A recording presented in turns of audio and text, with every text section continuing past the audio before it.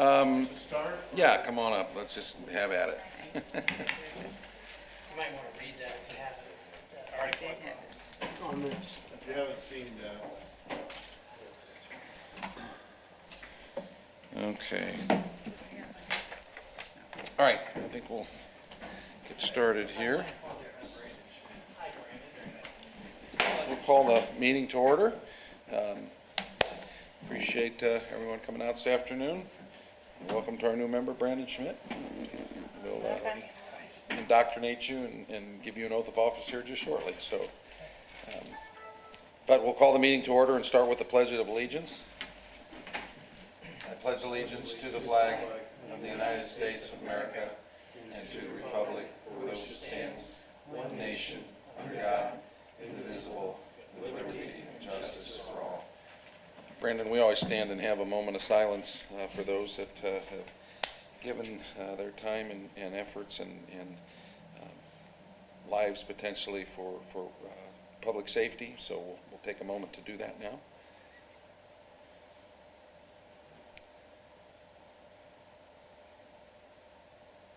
All right, thank you. And Brandon, I'm going to keep you standing. We're just going to dig right in. So this oath of office will officially make you a part of the fire territory.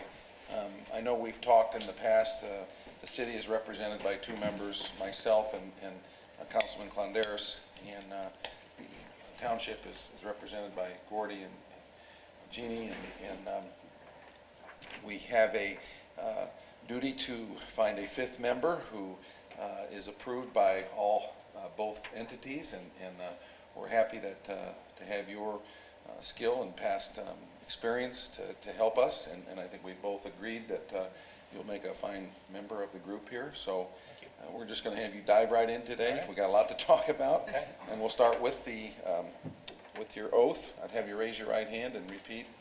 I, Brandon Schmidt. I, Brandon Schmidt. Do solemnly swear. Do solemnly swear. That I will support the Constitution of the United States and the Constitution of the State of Indiana.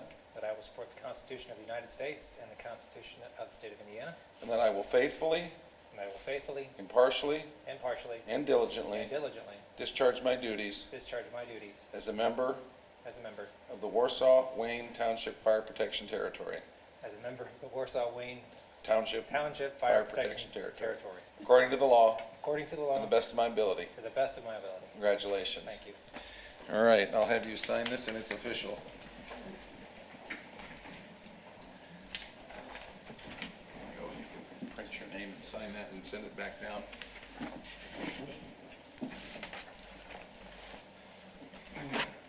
So again, I would like to thank our friends at Wayne Township, as well as here in the city, the opportunity to sit down and discuss the importance of finding a member that we both feel very comfortable with, and I think we're very fortunate, again, to get Brandon, and thank you all for your cooperation, and we've got a full board now, so I think we're going to have a full year, and I think without any ado, we'll get started. So there is indeed a quorum here today. There's a full contingent of Fire Territory Board members here. No one is absent. First time for a while. Yep.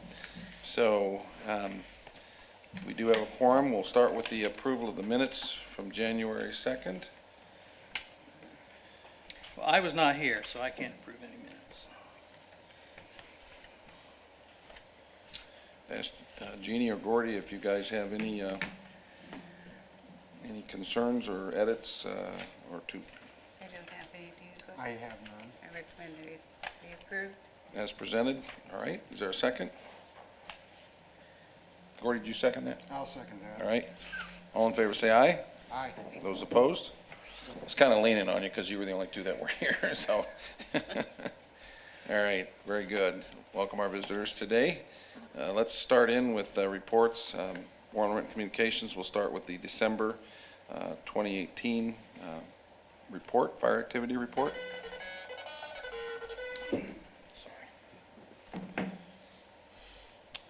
Michael. It's coming, sir. Oh, all right. I had the wrong one open. So this is, Brandon, this is a report that I provide to you guys as a board on the cases. We always run about a month behind because of how we report to the state. So As you see, there was 234 runs for December of 2018. And underneath the fire calls, you'll see that we had a cooking fire, a couple electrical fires, cooking fire out at Heron Boulevard. Did have a electrical fire in a residence, 411 West Perry Street, $50,000 of damage. It was an electrical wiring issue.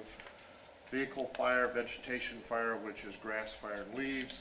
A cooking fire, burnt food at 600 North Colfax, which is Courts of Colfax. We break it out a little differently with assist of different agencies. We went to a wood shop fire on, which was Superior Woods, up on 400 North to assist Leesburg. Very limited damage. It was caught at the right time. It was in the incipient phase, so they suffered very little damage.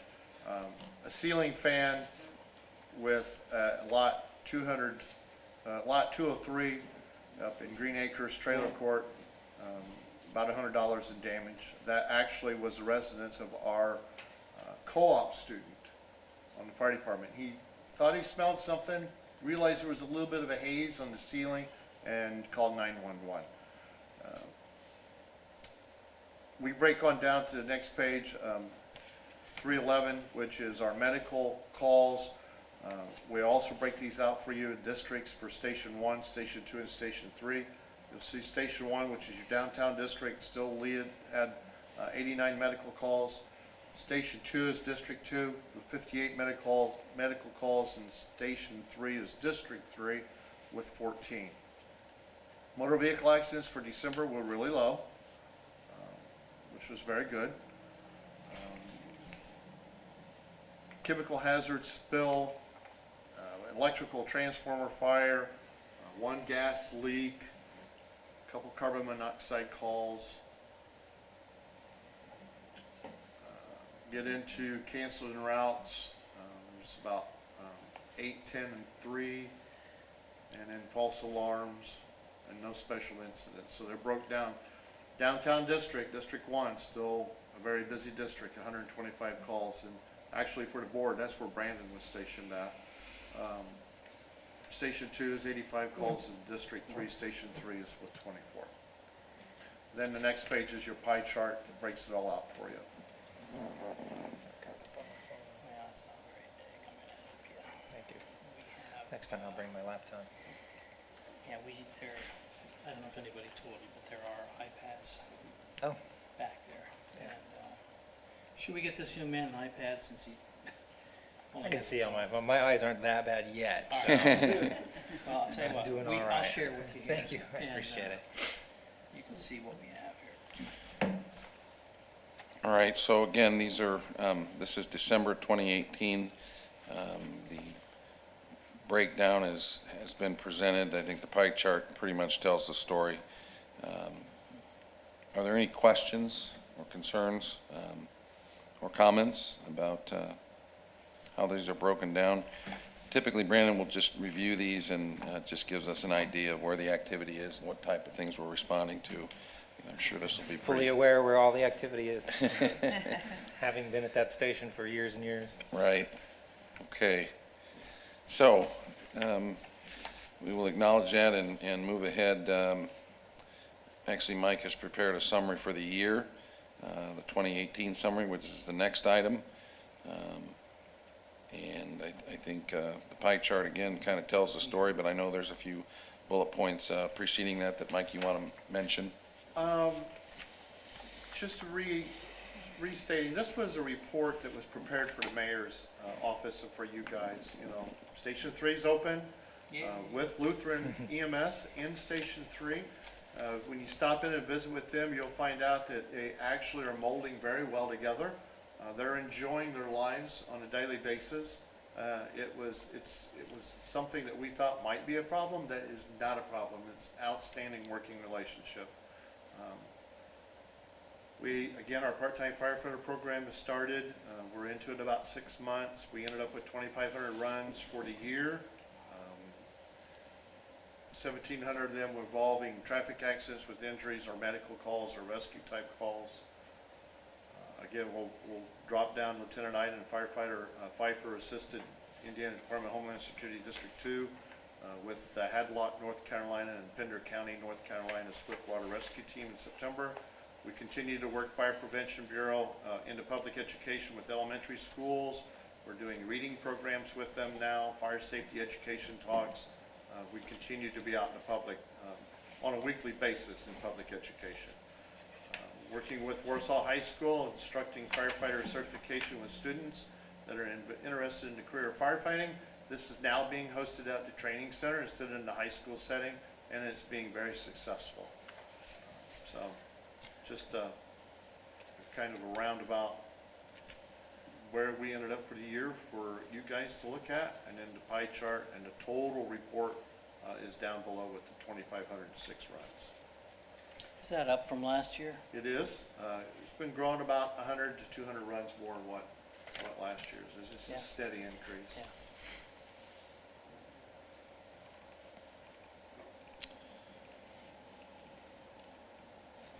You know, I think it might not be a bad idea to, as Mike asked, to potentially look the last 2-3 years and maybe take these annual reports and kind of just put them together so we can get an idea of what's up, what's down, you know, Yes. what's working, what's not. Not so much what station they originate from, but just the type of calls. I think that might be good, Okay, we will do that. so. And I'd maybe go back 5 years if you can. Okay. Yeah. All right. Any questions on 2018 and that summary? I know it represents obviously a whole lot of work, and It does. don't want to just spend a couple minutes here and say, here it is. And if you've got comments, I think it's probably good reference. It'll sink in as to how much work this does represent and where all the work is coming from. But at least presenting it in a form that's very digestible is I know been Mike's goal, and I know if you have a chance to look at it and come up with any concerns or questions, we're certainly willing to talk about that now or in the future. You know, what always strikes me is the fact that our most expensive pieces of equipment are the ones we use the least. 4% of this is fire, Very true. and the majority of what we are doing makes me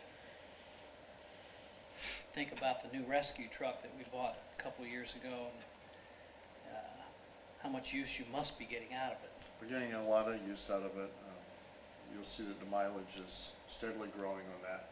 It's run on traffic accidents. It's run on anything, a potential rescue. When a engine is down at that station, it's used for, it actually has a foam system on it, so it can be used for car fires. It's a cross-bred type box truck that has everything in it that we could offer. Yeah, I see it a lot of places.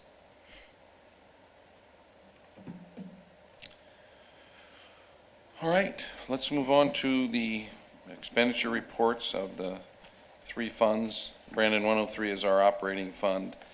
410 is the equipment replacement fund. Those are tax-supported funds. And then 406 is the debt that is into the fire station, the brand-new fire station. Vaguely. So we'll start with operating fund 103. 3 is the number. And again, this is the operating fund. These are the monthly spending. I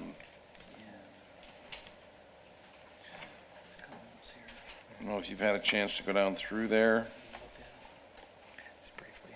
A lot of numbers.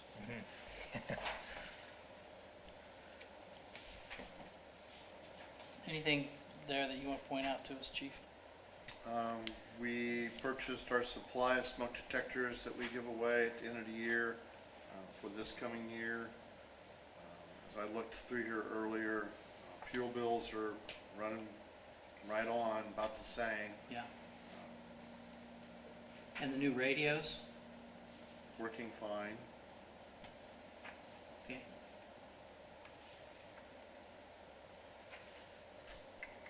That's good. Some pub ed materials were purchased to use for this year. Physicals are done. What you guys ended up doing for physicals this year? MedStat program. just the very basic, or? Yes, sir.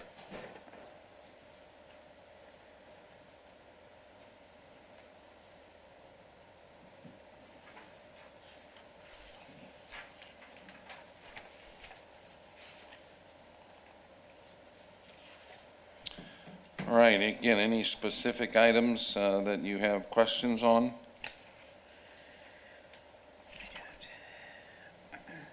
I didn't see anything there. Would there be a motion to approve the expenditures as presented? Also move. Okay, is there a second? I second. Any further discussion? All in favor say aye. Aye. Those opposed? All right, let's move into equipment replacement. I think there was a little bit spent. So then you have different fund report number. 410.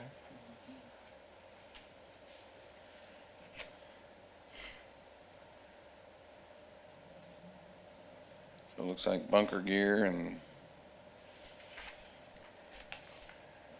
equipment for guys. Go into that maybe a little bit. Yes, repairs and replacements.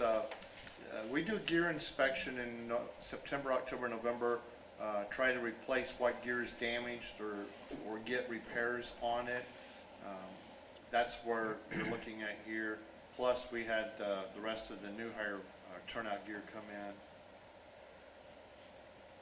We also replaced the thermal imager. That, on the first line, with Hoosier Fire, the thermal imager for $69.80. We traded in one thermal imager that was not able to be repaired anymore. Thermal imaging camera is used for looking for hot spots in a house fire, structure fire. It's used for rescue equipment. Has multiple uses that we use, so we did replace that. It's worth it. That went to the downtown engine, I believe.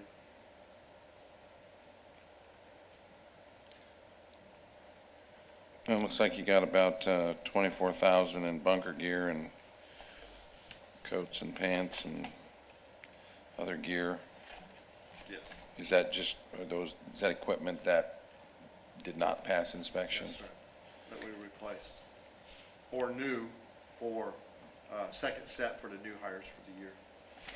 Being somewhat familiar with cameras, is that thermal camera a handheld Yes, it is. with like an LCD screen and Yes. it's live view?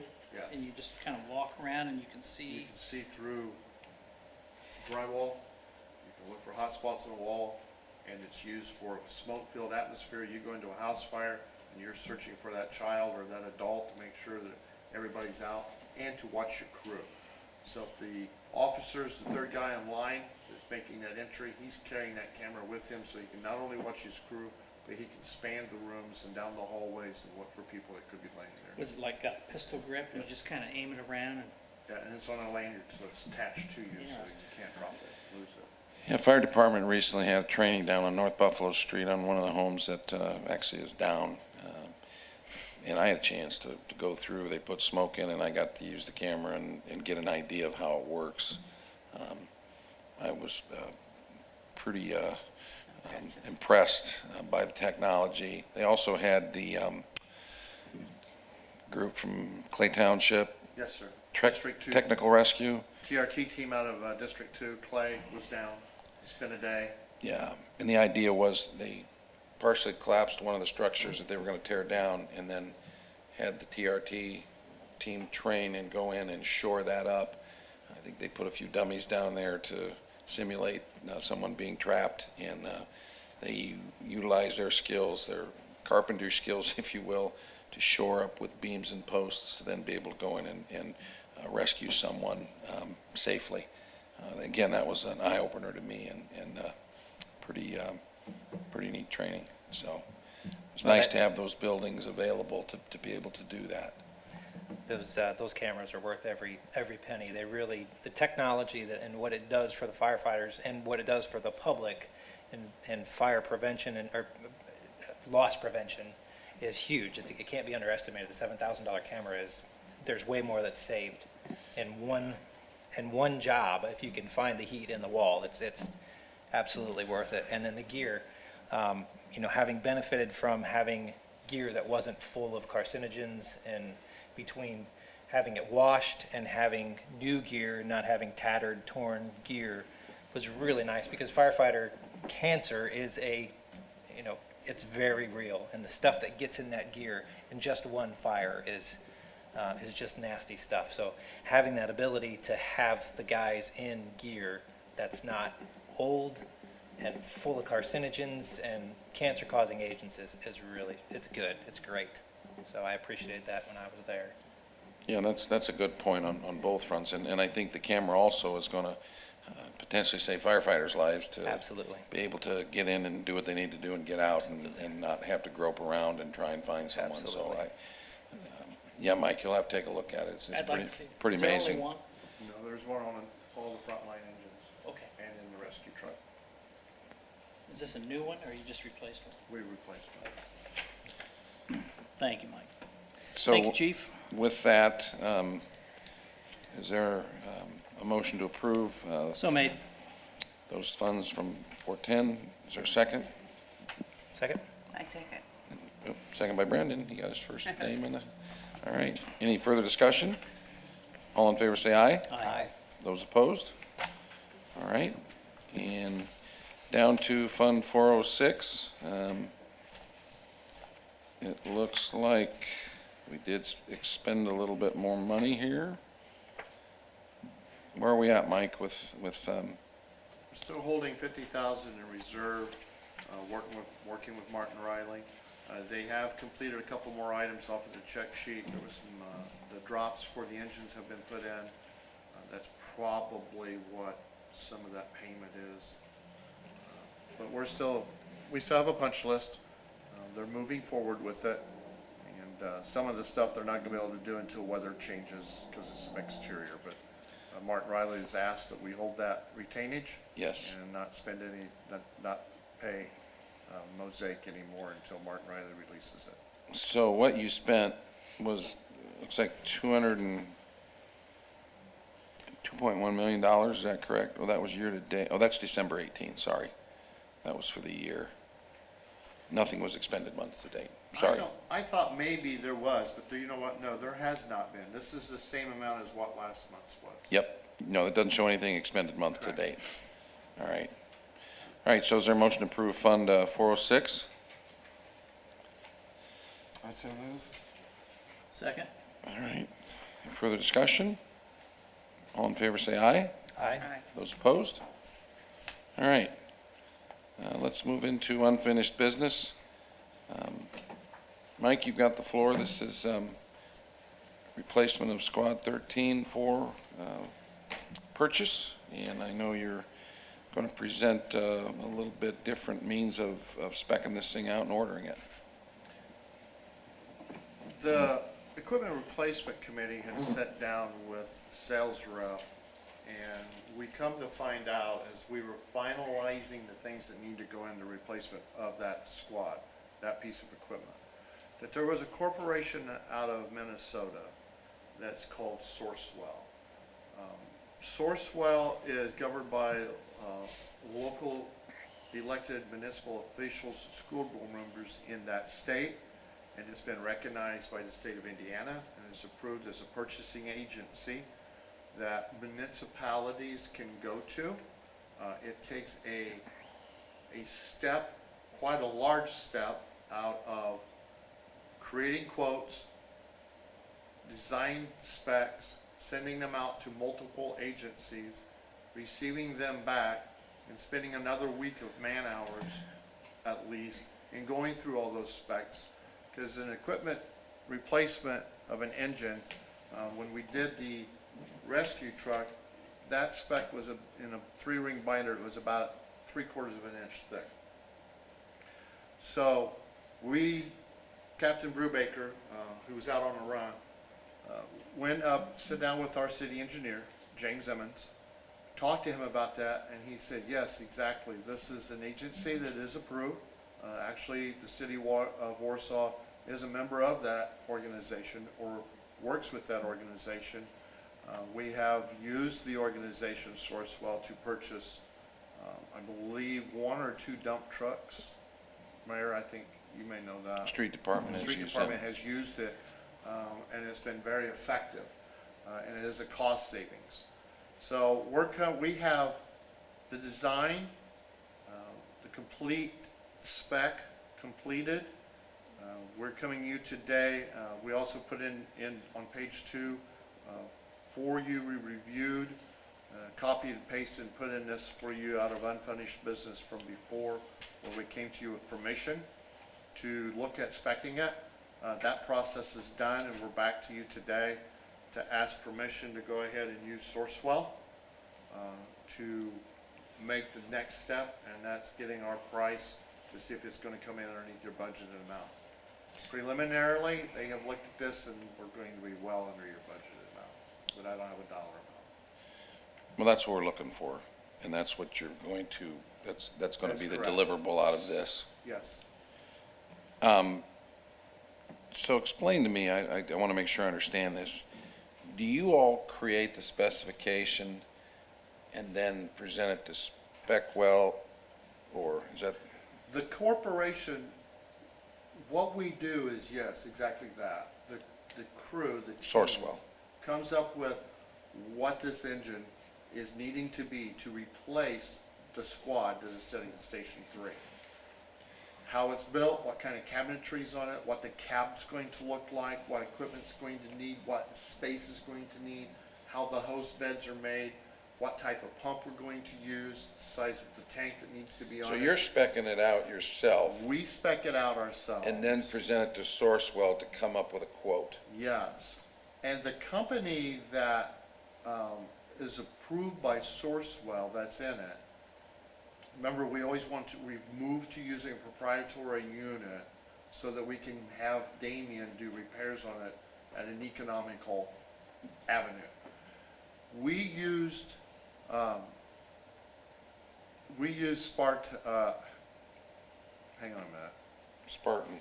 Yes, Spartan Motors. Spartan Motors, which is the chassis that is made that was built for the rescue truck. Only it had a Marion box because we needed a rescue box.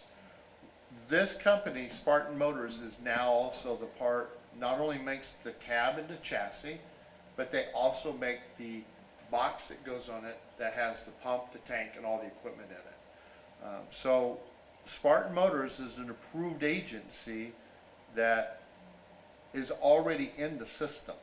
So all we need to do is, if approved by you today, is we will forward our spec recommendations to Spartan Motors for a cost to come back to you with. And that circumvents the need to do quotes because Sourcewell is an approved purchasing agent in the state of Indiana. Yes, they are, sir. Okay. And we have given you the legal stats from the state of Indiana that shows that they are.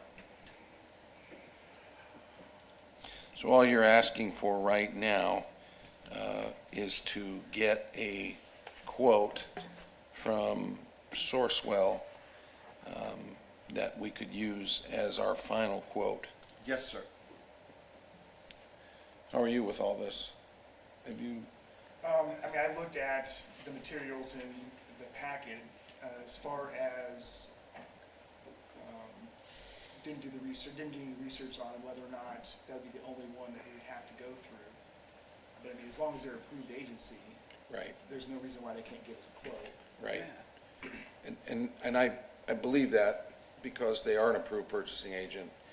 I would just certainly want to make sure that we're doing the right thing. And I know that we have done this through the street department, but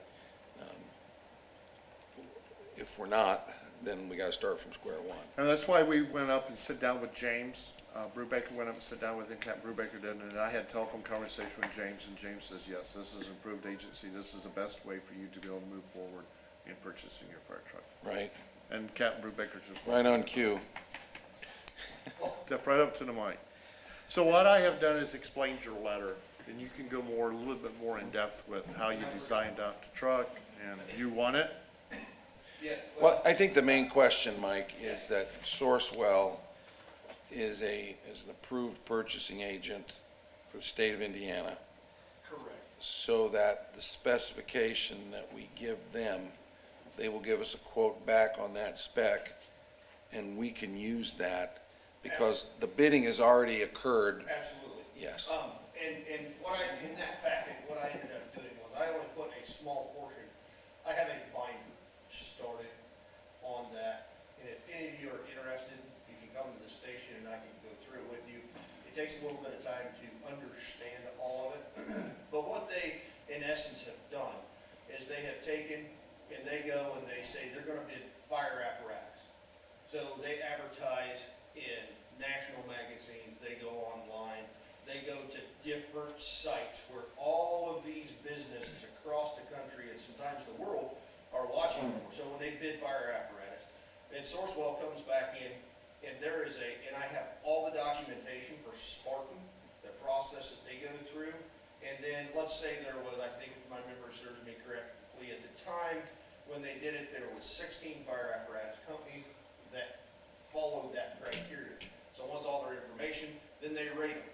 And they go in and they say, price-wise, they go by warranties, they have a series of criteria that they look at, and then they rate them 1 through how many ever there is. And then that, you base that off of, you look at it, and then you can start to, I can show you the sheet to show where Spartan is ranked.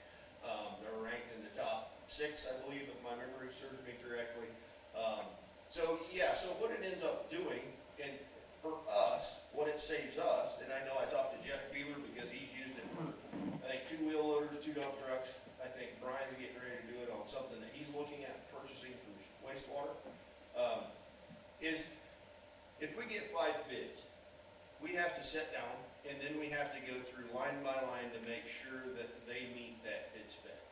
You could look at that point, 3 guys, 10 hours, you got 30 to 40 man hours of going through the bids, because when it gets to the Board of Works awarding that, and we stand up and we say, company Y, we didn't accept you, and company Y representative stands up and says, prove to me why it doesn't meet the spec. I can't look at them, or chief can't, or even mayor can't look at them and say, well, just because you don't. We have to have that documentation. What this ends up doing is that takes out that process. Now, we can turn around in the state statute, I can go through all that, but I won't. We can sit down and do it if you want to. It takes out a lot of that process. This company has done those steps. So in essence, we go through Sourcewell. It ends up, it will show a little bit of a discount, I believe, and I don't remember the numbers off the top of my head. But there is a fee for them, for anybody that does that. We know that. But it eliminates on the back end for us, it's gonna save us money in the long run, and that's the key to it, in reality. And it speeds the process up for us also. So my question was, you all created the spec, Correct. and then you submit it to them. Then do they go out and bid it with these 16 companies? No, what ends up happening is they're, so in Sourcewell, if you go look, there's, I'll use them as brand X, A, B, C, D, and E. And so you go and you look, and if you want a specific pumper, you may go with brand B. If you want a. So you check off those options. You may look at company C. If you want this, you look at that. Now, some of those companies build those specifics, but what it allows us to do is it goes and says, we have a certain specific widget that we want on our truck. And we can go in and we can look and we can say, this company does, this company does. Now, it doesn't take out our due diligence to be able to say, if there's 3 companies within Sourcewell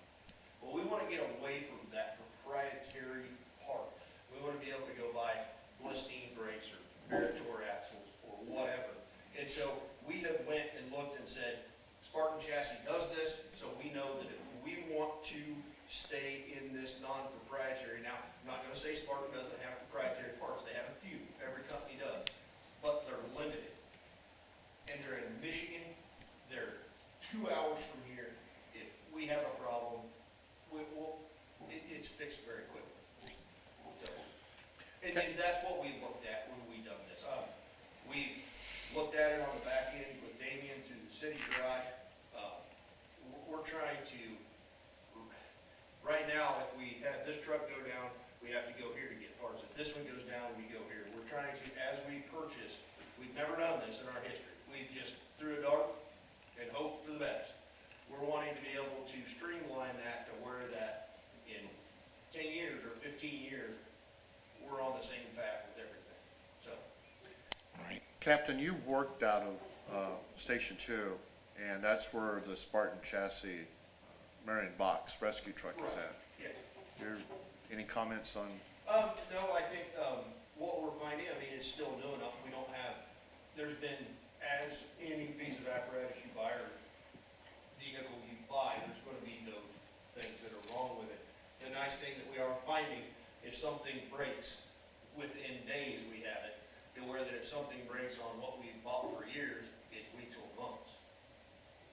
So, that's the difference on a proprietary part and having a single source versus being able to go to Fort Wayne to a truck dealership and get truck parts. That's the big difference. There's probably a price point there too, isn't there? There is. Huge. No. And that's what we're looking at. You know, I was a little reluctant maybe, 4 years ago when we started looking at the rescue of doing this through this cooperative. And then I found out that we couldn't because at the time Spartan was not part of it. And then I talked to, Brian and he's had nothing but luck. And so we started a research and personally I think this is probably the best way to work.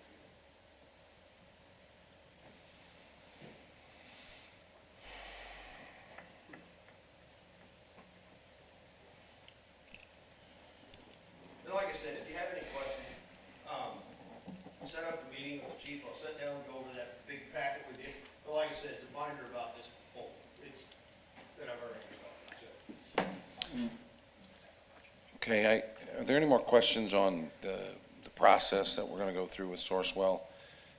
What I would like to do is maybe, Mike, you and Mike as well, talk about where this piece of equipment will be, what it's replacing, when it's inspected and expected in service. I think you guys have been given a little bit of a diagram here that talks about where these pieces of equipment are.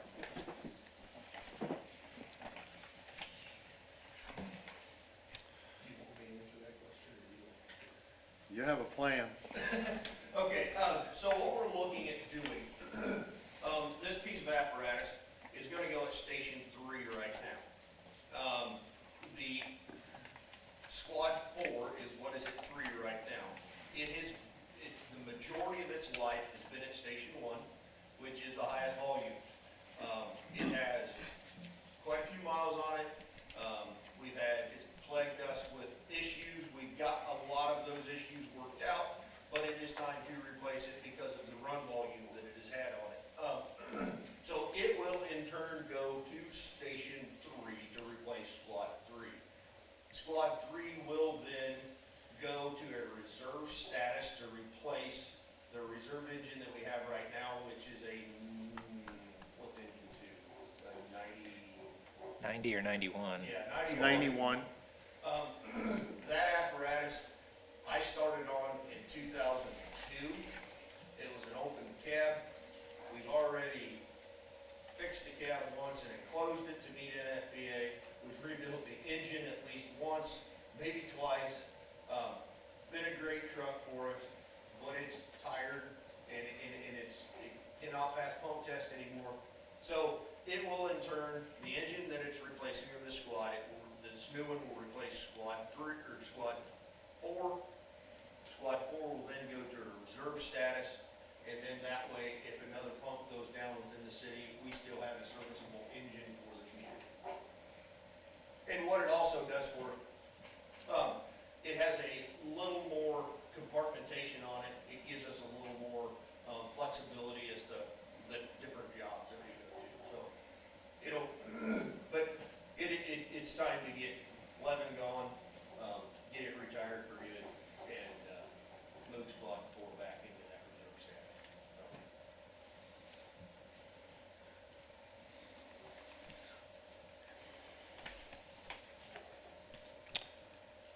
Questions?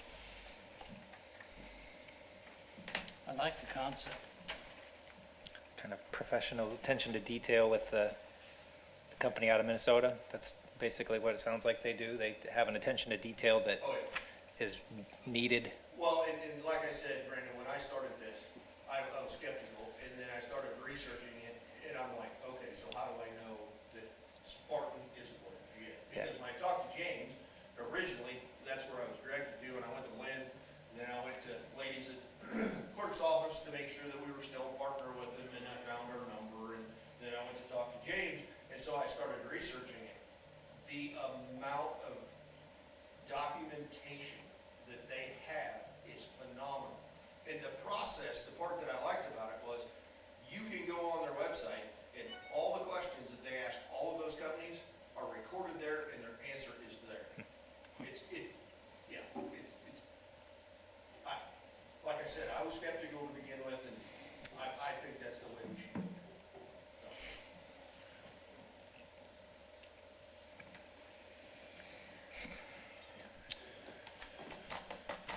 Okay, so again, this allows you to get the price from Sourcewell. It doesn't commit this body to purchasing until we get that information and have a chance to go through it. And correct, and I was hoping that we would be a little further along, the chief and I talked, and we kind of come up with a plan maybe to put this out here at the direction that we're going. Because if this body decides that's not the way we want to go, we want you to go the traditional way, we're gonna have to stop and back up a little bit. So right now, if we get the okay to go strictly with Sourcewell, we'll continue down the path. If not, we gotta back up, we gotta stop, and we gotta change that path. Because things have to go a little different path if we're going the traditional way that we've always been from. Traditional way meaning the traditional quoting and bidding process, yeah. Because then we're going to have to do the advertising, Yep. then we have to do all the process that we have to go through. So we're kind of right there, but yet that bid price is, that price from Sourcewell has not come back to us yet. I would expect to see that, I would hope within the next 2 weeks, I'm not sure. That's me guessing. Don't quote me to that, hold me to it. So again, I think what we're authorizing today is to use this process and then continue on towards whatever we end up with as far as the cost. And then this body determining if that's what we want to do as a recommendation to the Board of Works. This, I know, has been budgeted for this year.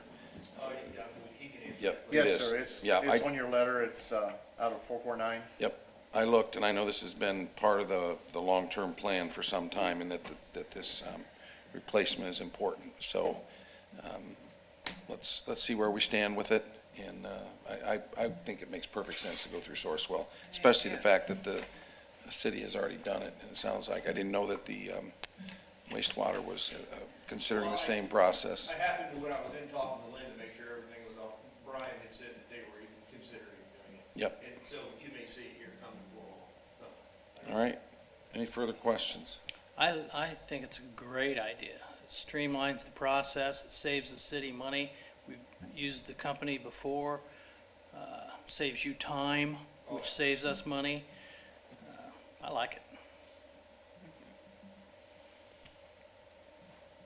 So do you need a motion, or what are we're just saying proceed? or- No, I would ask for a motion I from would this make board that to motion. approve that process. And I'll second it. All right. Any further discussion? All in favor, say aye. Aye. Those opposed? And I would also like the minutes to reflect what you had talked about, the reason for the replacement of 13.4. Obviously, it's the mileage. I know you said you're having some trouble with some replacement parts. Could you just articulate that so that those can be? Well, for the most part, we will not get rid of that piece of apparatus. In the past, we have, if we continue to run it the volume we do, it's just gonna continue to nickel and dime us to death. If we set it back to a reserve status, it's gonna go from getting, we'll put, I'm pulling numbers out of my hat here, but let's say that they do 3 runs a day, you do the math in your head, times 5, 7 days a week, out of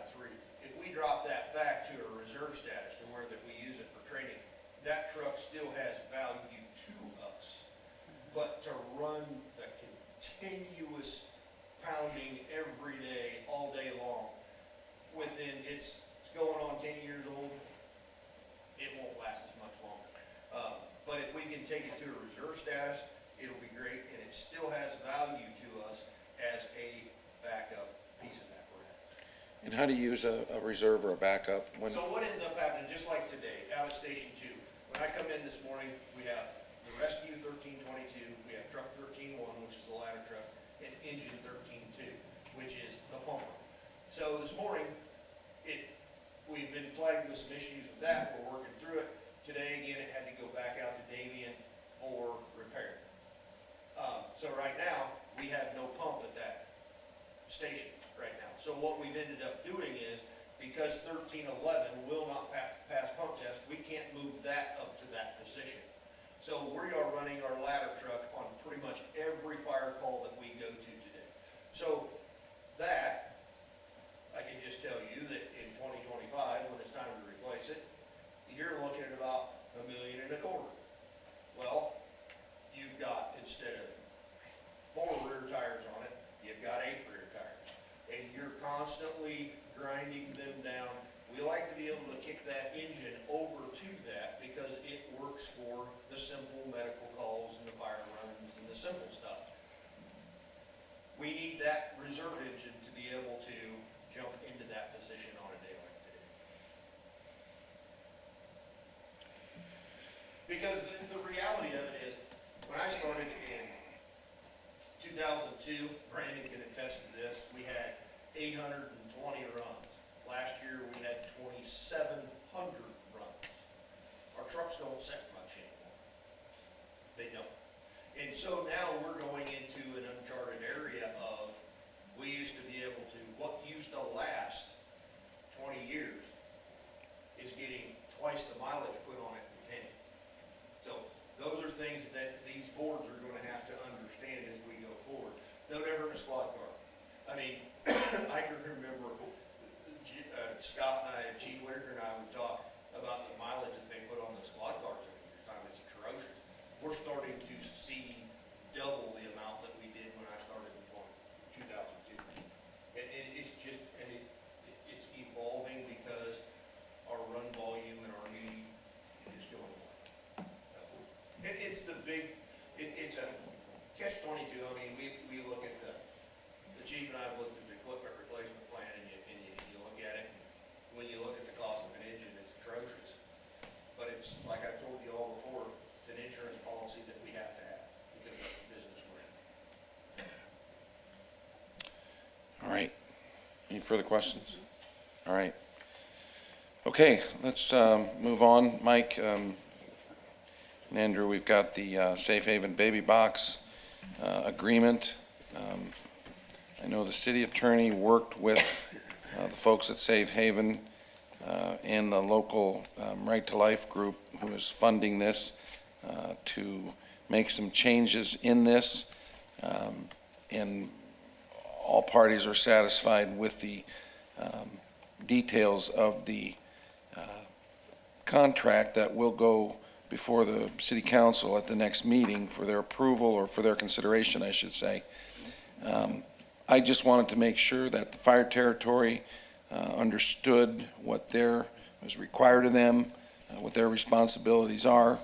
The box will be placed on the west wall at Station 2, and the city will be responsible to put in an alarm system so that when that baby box is used, the automatic alarm goes straight to 911. We don't have that right now, so that's going to be a cost to the city, to the fire department, and I wanted that to be all out in the open as far as the cost. And I wanted to, Mike, I wanted you to review that quote that you had gotten to do that. That'll come to you next month. It'll come to the territory board. Right, but how much was that? I mean, it was about $3,000, if I remember right, It's 20, a little shy of that. yeah. So That's putting not only just an alarm system for the box, the baby box, but it's also putting smoke detection throughout the fire station, which we do not have. So it was something I know that you did put out at Station 3. Yes, it is. And we felt that if we were going to put this box at Station 2, part of the requirement was that the city maintain the monitoring with that alarm system. So all of the, everything's laid out as far as the expectations here, the costs and the responsibilities. Andrew, did you have a chance, I'm sure you had a chance to go through this, did you have any comments?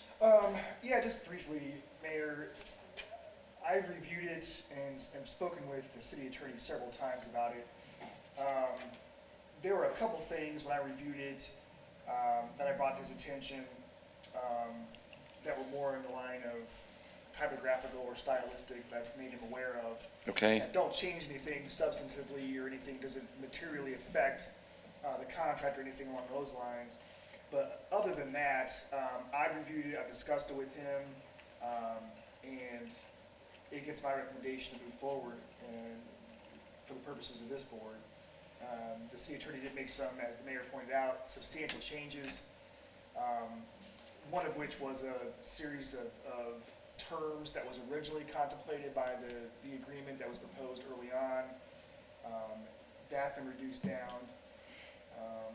And there was also an indemnification clause to where the city would have an obligation to indemnify the company, the Safe Haven Baby Boxes Incorporated, if there was something that had occurred.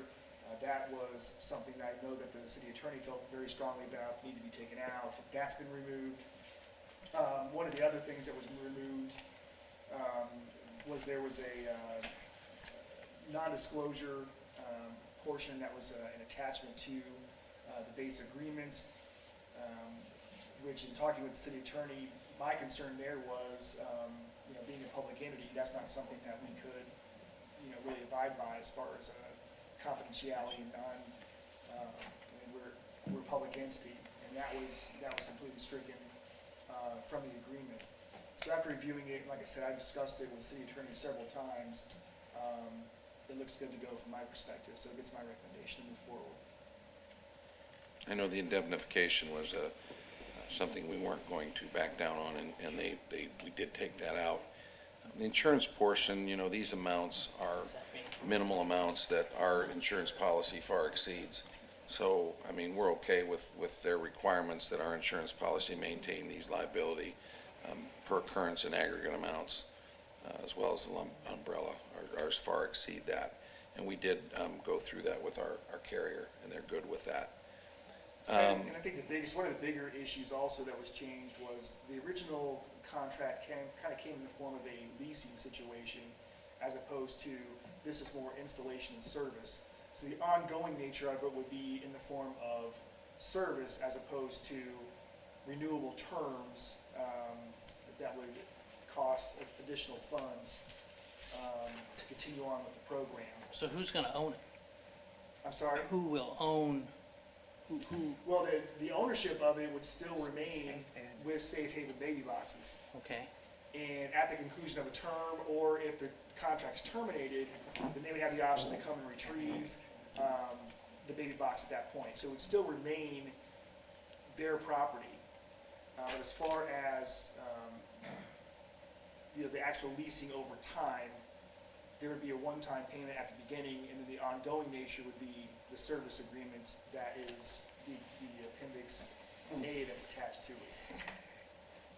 So the cost of the device is being borne by the local North Central Indiana Right to Life group. They have agreed, they have raised the funds, they have the funds. The city will not be participating in the cost of this. As well, it shows the provider shall pay an annual fee, but that will be also borne with the local Right to Life group will also pay the $200 annual fee. I think that's for Safe Haven, has an engineer that comes out and checks the integrity of the box.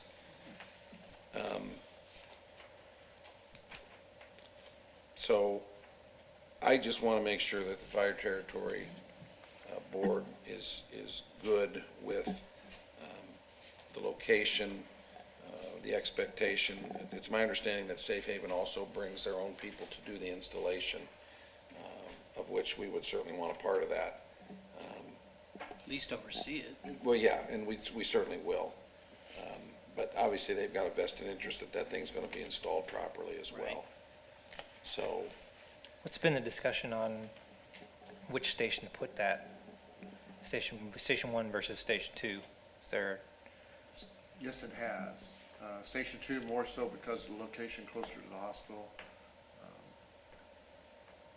It's a public access street that's right, it's going on the west wall, right by the window box, underneath the window, where that cabinetry is. It's designed at that station where it's easy, because there's no parking along there at nighttime, daytime. There's 2 vehicles that park there, so it's an open area for that mother to make the decision that she wants to make. in the EMT, the proximity of EMTs, Lutheran EMT, EMS to that, 3 blocks? Yes. To the fire department, and then again, the proximity of the hospital, make that to me a logical spot for it. There was some discussion about putting it down at Station 3. I felt we were better served having that locally here and easy, a little bit maybe better access off of US 30 if someone comes in the community and wants to use it. I wasn't really excited about putting a hole in our new fire station. So, there were a lot of factors to it, and Safe Haven was good with the location at Station 2. They came up and looked at it, and they were fine with it. So I think we're better off there. I do like the fact that it opens right into the living quarters of Station 2. And if there's ever a question, that box is right there. It's not on a bay, off of a bay where no one could be around for a while. Right. And you say there's an alarm or a warning that when the door is open and closed? Yep, it goes right to 911, and Okay. EMS has to come and respond and make sure that there's not a baby in there. And it's an emergency run. An emotion center inside of it? A motion I detector? think once it's opened, No, I mean inside the box, isn't there? I thought. I can't answer that. It's climate controlled, it's warm, I don't know if there's a motion detector in there or not. I can't answer that.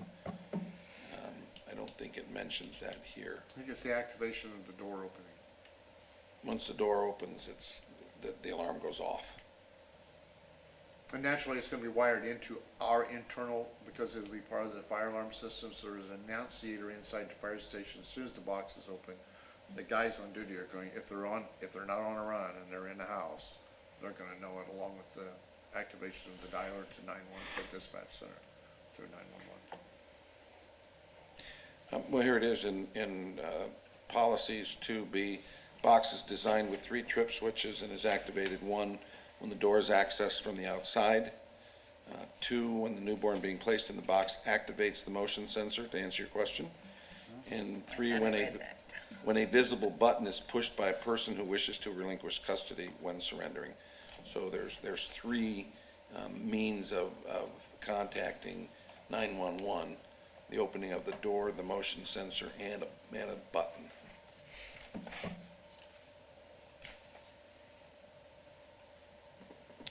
So essentially then, we have no, when EMS comes, they take custody of the newborn and take the newborn to the hospital, and we're out of it. We're just providing that access, that location for the relinquishment of custody. Basically just a safe conduit. Yes. Has there been any instances of misuse of this box? Not that I've seen on the news or found. Of these boxes? Yeah. Yes, there has been. Has I there? think there's been 3 or 4, but I know, I talked to you about whether we've had any instances in our community, kind of going back through the years, and I thought you told me that we had maybe 2 instances where an infant was dropped off, and I'm not gonna put words in your mouth, but I thought you My had, recollection is there was 2 abandonments that I was aware of. at our fire stations. No, they're at locations inside the town. I see. So it could have been more dangerous locations, or Definitely. it could have been safer locations. We don't know that. From conversation with the old Mully Township crews, Mully Township EMS crews, that's where I got my information. Your data, okay. They knew of 2 locations where they were summoned to Right. take a child because they'd been left. I think this gives, at least if there is a need or a reason for someone to relinquish custody of their child, it does provide that option in the community. A safe option. Will we ever use it? I hope not. Me too. But with the way this agreement is, I feel like that we're doing our part by providing a space. The local Right to Life is doing their part by funding this box. And again, it creates another option. I don't think that we've been burdened by this in the past, but, all it takes is one custody, and I think it makes it worth it. That's what I would say. We were approached about this. It's not something that we went out and sought out, but we were approached by this group. I know the state statute was changed a few years ago to allow this to occur, and I know that the Safe Haven Baby Box is but one entity that does these, and in Indiana, they do have a hotline. They've already got some billboards up so that it makes folks aware of this service, if you will, or this option in the unfortunate event that a mother decides to give up custody of the child. I think it allows us to do our part as a public entity, providing a public space, providing what I would consider a very well-monitored space. It will cost the city the cost of the alarm system, which I know other fire stations have without the Safe Haven Baby Box, but at least, we're going to do our part that way. And then obviously we will allow that box to be physically put into our building. And that's what I wanted you all to understand, how this came about and what specific expectations there are of the fire service to host this option. Questions?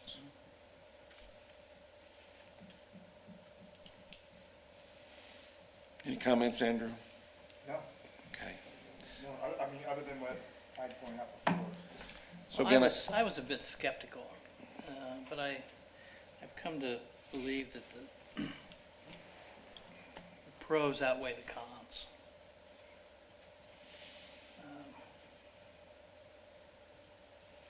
That's all I have to say. and I know this isn't the same thing, but, when we had our warming shelter down there, if we had one person that we got out of the cold, it was worth the That's time just and it. money that we put in and the energy to do that. This is completely different. This is potentially, and that could be life-threatening as well. But this is a little bit different, but if there is an option that creates a safe haven, if you will, and it works, and it saves a child's life, I don't see anything wrong with it. So again, I'm just asking that you all understand what the expectation is of the fire service, and then we'll have the further discussion with the council, who will, make the final recommendation on this. But I'm sure they're going to want your thoughts on it and recommendations on it. I think it's also, it just furthers that rapport with the community that the fire service has always had. It's just another way of saying, hey, we're here for you, we're here for the community, this is what we do. And I think it just is a shot in the arm for the fire service, just another thing that we're doing a little bit differently than we used to. We used to just put fires out and get people out of cars. That's not what we do so much anymore. So this is part of fire prevention, so to speak, public education, and I think it's good for the community altogether and the fire service. Okay. Well, it's another part of life saving. Yeah. not just fire. Yep. And again, I don't want to underestimate Right to Life's involvement in this. You know, they raised the funds and came to us and say, you know, we want to do this, and we want to partner with you to do this. And again, I think it's important to understand the support that they are giving to this. It's obviously very important. So much that we reviewed the contract with them to make sure they were comfortable with all the terms of the contract. But it's our name on the contract. It's not theirs. All right. So is there a motion to approve the contract, the agreement with Safe Haven Baby Box? So moved. Is there a second? I second. Any further discussion? All in favor say aye. Aye. Those opposed? All right.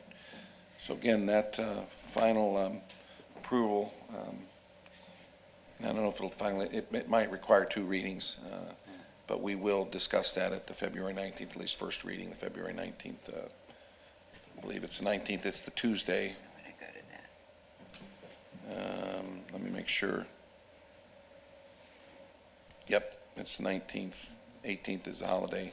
So Tuesday, February 19th, it'll be heard at the council meeting. All right, let's go into new business.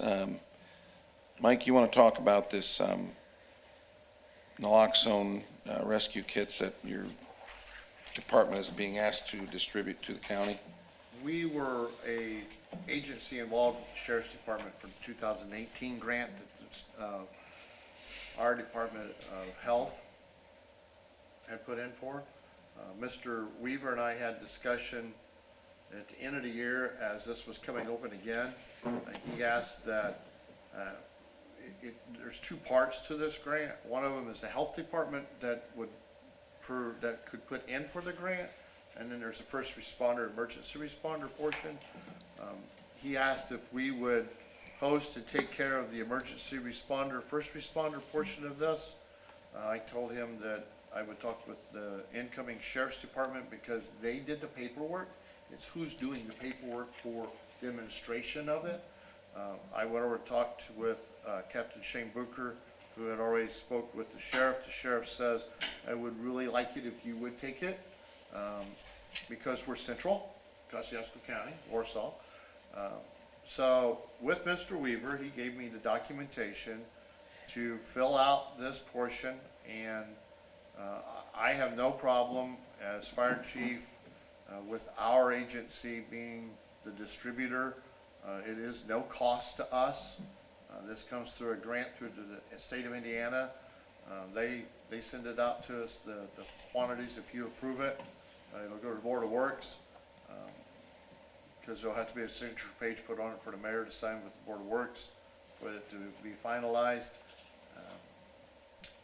Point of interest, there was 40 deaths in 2017.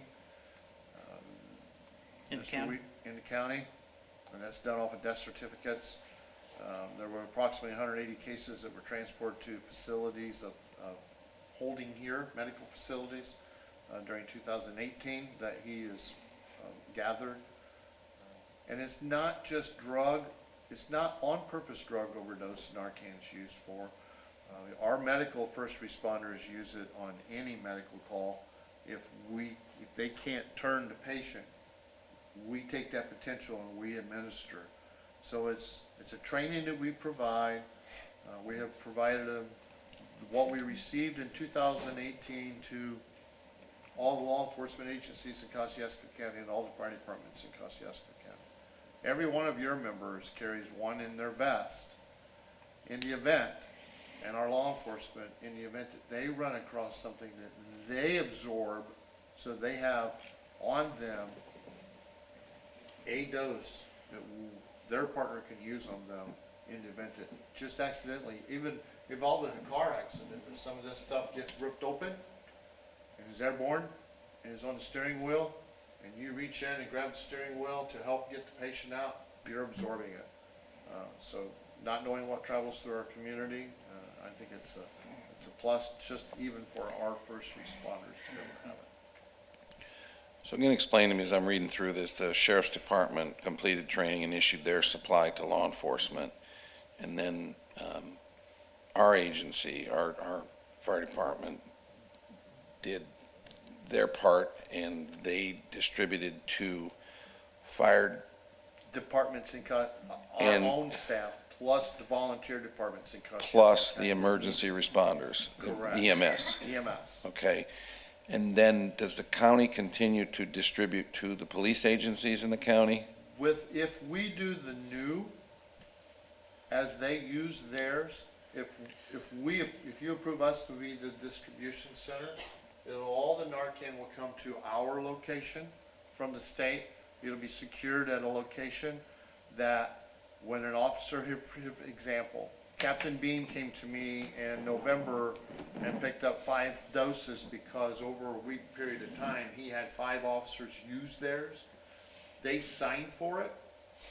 We give them the Narcan dose along with a card that they have to fill out once that dose has been used. That dose comes back to my office, we mail it to the state, and we keep a copy for our records. Does So that do you answer- have reporting requirements? Yes, for everybody that comes there is an actual card that we fill out, that the captain of the rig or the police officer will fill out, that comes to the fire chief's desk. We make a copy of it and keep it in our records, and then we mail that back to the state. That's their tracking of where these doses have been used. If there's an expiration on these doses, so part of what we're ordering is also going to help replace what expires in the county. And that's a part of this grant. So if we have an expired piece that comes to us, we write across the card that we have an expired one that we've gotten rid of, and we mail that back to the state. So this is a 2-year agreement, 2019, 2020? It'll run into February of 2020. Okay. So it's a year agreement? Yes, sir. Okay. All right.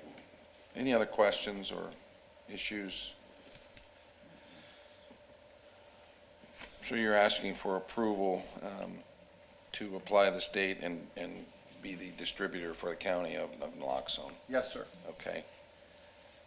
And that's for all law agencies, Syracuse Police, Monroe Yes, Police. they'll all be able to come to one spot. It's easier for us to secure it and award it and hand it out, issue it back out. Now, is it correct, isn't it Bowen Center distributes to medical facilities in the city?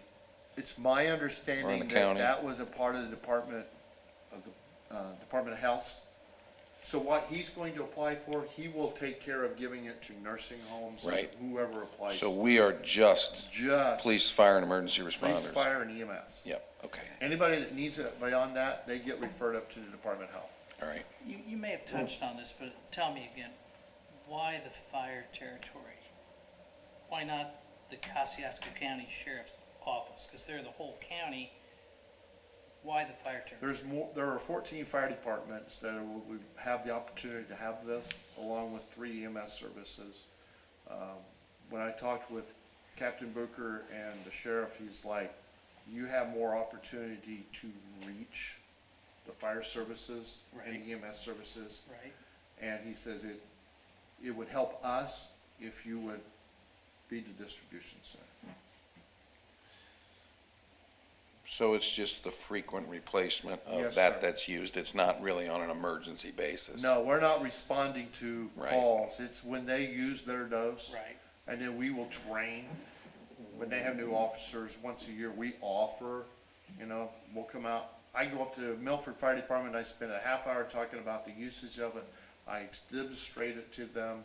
They give me a training sheet and we've trained that agency. That's all the state requires.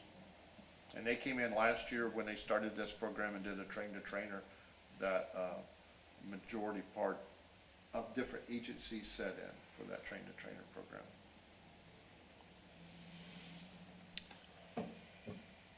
Do you want to do that? Yes, we do.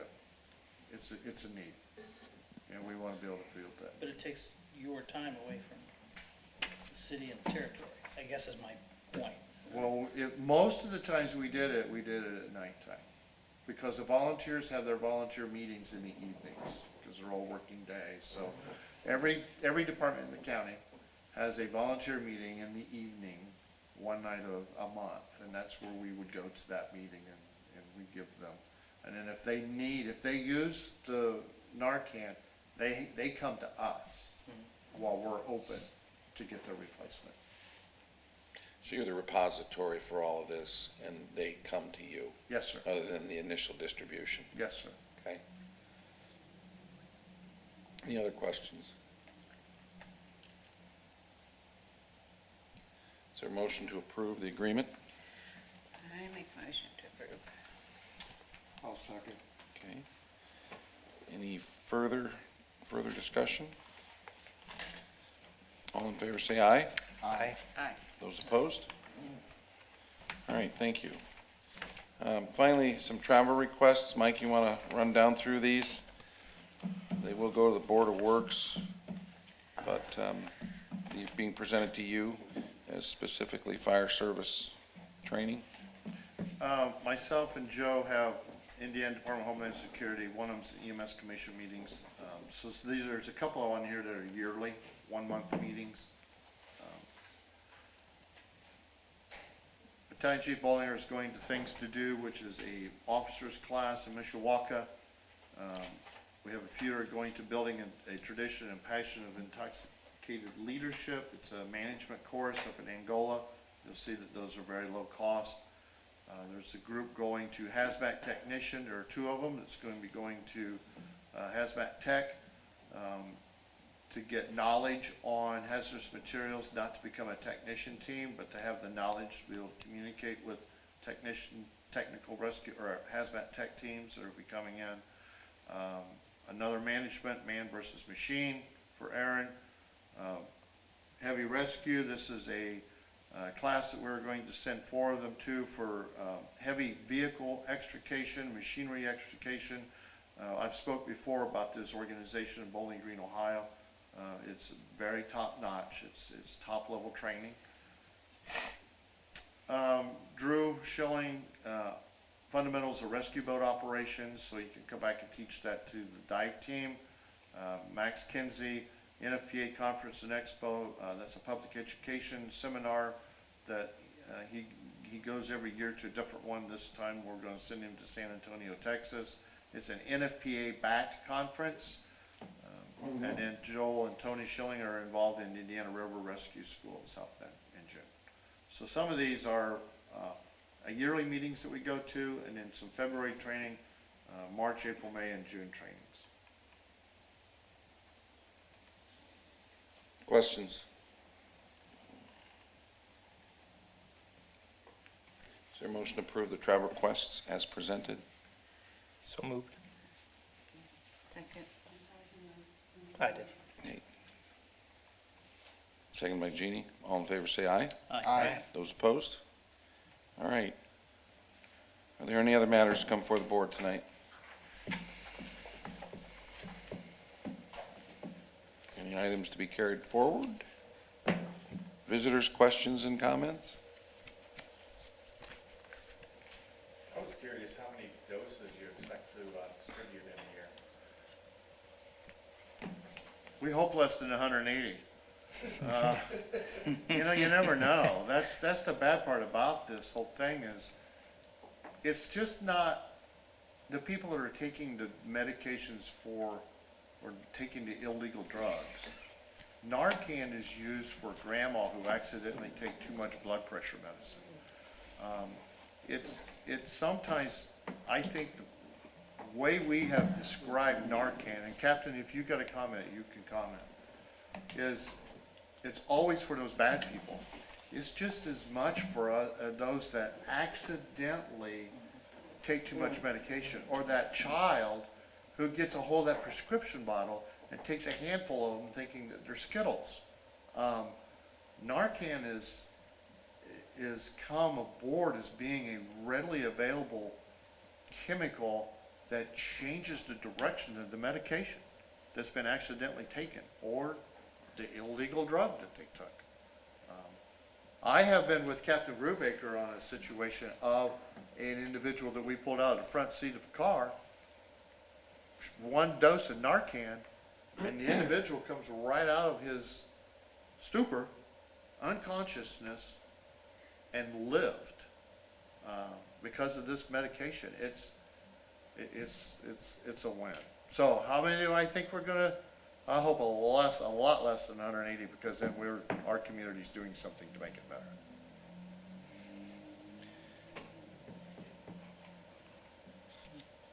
Captain? Yeah, I know that's always it's hard to prognosticate that. I think the real answer to that is how many did we use last year? And I can't answer that, but I gotta assume that everybody's got their statistics. And I'm sure that's why they want this centralized, so that they can keep tabs on how much of this is being used, at least from an emergency response standpoint. So, The cards that we send back actually go back to IU Health in Indianapolis. I think that they're ones that are across the state that are watching this grant and trying to decide what to do. They changed the doses, so, on what we got last year was a totally different dosage, a little bit less dosage. And I know that there's some history being collected by the EMS committee on doses and the usage of and who all they're using it on. Medics give it IV. We have so it looks just like a nasal spray that you would take for a head cold. And you can use up to 2 doses on them, and then it's up to the medic. all right. Is there a motion to adjourn? I so move. A second. All right, thank you. Stick around, we got a few things to sign.